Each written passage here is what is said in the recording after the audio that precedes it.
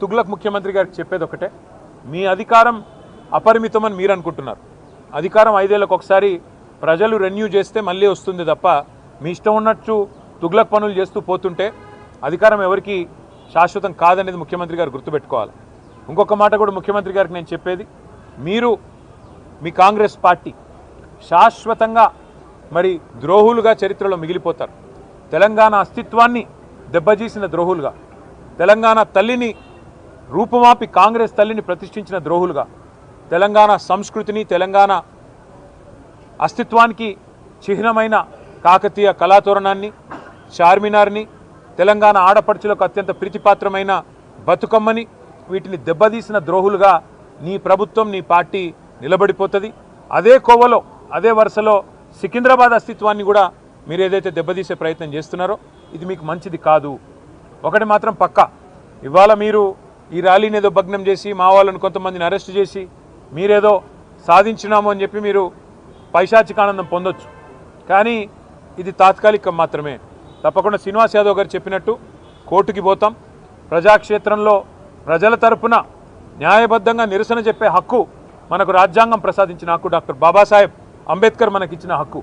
అట్లాంటి హక్కును ఈ జనవరి మాసంలో ఏ జనవరి 26న అయితే మనం రిపబ్లిక్ డేగా జరుపుకుంటామో, మరి రిపబ్లిక్ డేకి 10 రోజుల ముందు మరి రాహుల్ గాంధీ గారు పెద్ద పోజులు కొడతా ఉంటాడు కాన్స్టిట్యూషన్ పట్టుకొని, ఇగో మేము కాన్స్టిట్యూషన్ సంరక్షకులము రాజ్యాంగ రక్షకులం అని చెప్తాడు. ఇదేనా మీరు రక్షించే పద్ధతి? ఒక శాంతి ర్యాలీని భగ్నం చేసి ప్రజలకు నిరసన చెప్పే హక్కు లేకుండా చేసి ఎక్కడి వాళ్ళని అక్కడ అరెస్టు చేసి ఇదా మీరు చేసే రాజ్యాంగ రక్షణ నేను అడుగుతా ఉన్నా. అందుకే శ్రీనివాస్ యాదవ్ గారు చెప్పినట్టుగా కోర్టుకి పోతాం, ప్రజలను కూడా జాగరూకులను చేస్తాం.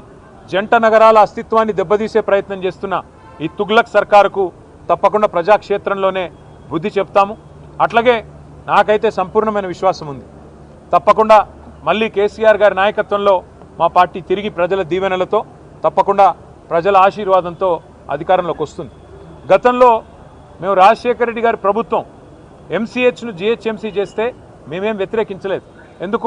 ఎందుకంటే హైదరాబాద్ అస్తిత్వాన్ని ఆయన ముట్టుకోలేదు. కానీ ఇవాళ ఈ ముఖ్యమంత్రి హైదరాబాద్ అస్తిత్వాన్ని దెబ్బతీసి జంట నగరాలుగా కాకుండా ఏదో 4th సిటీ అంట, ఫ్యూచర్ సిటీ అంట.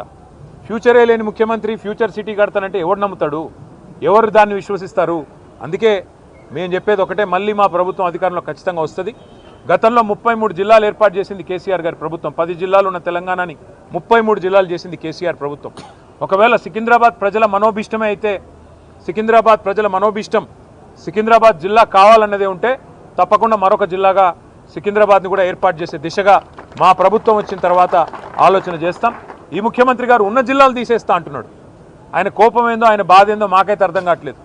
ఎవడైనా తెలివైన ముఖ్యమంత్రి 2016లో జిల్లాలు ఏర్పడితే 10 ఏళ్ల తర్వాత జిల్లాలు సెటిల్ అయ్యి కలెక్టర్లు కూర్చొని ప్రజలు అలవాటు పడి, ప్రజలు కరీంనగర్ పోయేవాళ్ళు సిరిసిల్లలోనే పనిచేసుకుంటుంటే, మహబూబ్ నగర్ పోయేవాళ్ళు గద్వాలలోనే కలెక్టర్ గారిని కలుస్తుంటే నీకొచ్చిన నొప్పి ఏంది నేను అడుగుతా ఉన్నా. 33 జిల్లాల్లో 33 కలెక్టరేట్లు కట్టుకున్నాం.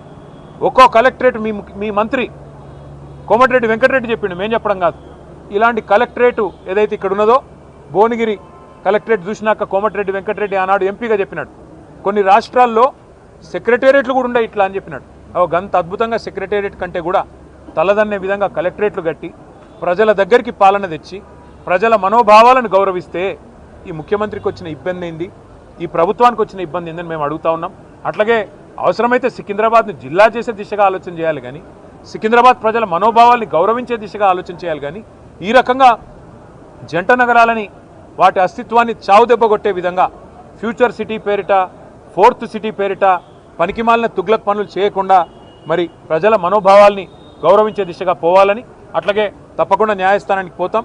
శాంతి ర్యాలీ ఇవాళ నిజానికి కొన్ని వేల మంది అనుకున్నాం, కానీ కోర్టు పర్మిషన్ ఇస్తే ఎంత బ్రహ్మాండంగా చేయాలో అంతకంటే గొప్పగా చేసి చూపెడతామని చెప్పి కూడా తెలియజేస్తూ సికింద్రాబాద్ ప్రజలకి మేము చెప్తా ఉన్నాం, ఈ తుగ్లక్ ముఖ్యమంత్రి ఒకవేళ తుగ్లక్ పనులు చేసినా దాన్ని తిరిగి మార్చి మీ మనోభావాల్ని గౌరవించే బాధ్యత బీఆర్ఎస్ తీసుకుంటుంది. మీరు తప్పకుండా కేసీఆర్ గారి నాయకత్వంలో మీ మనోభావాల్ని వారికి కూడా నివేదించి తప్పకుండా మీ ఆలోచనని గౌరవించే విధంగా ముందుకు పోతామని చెప్పి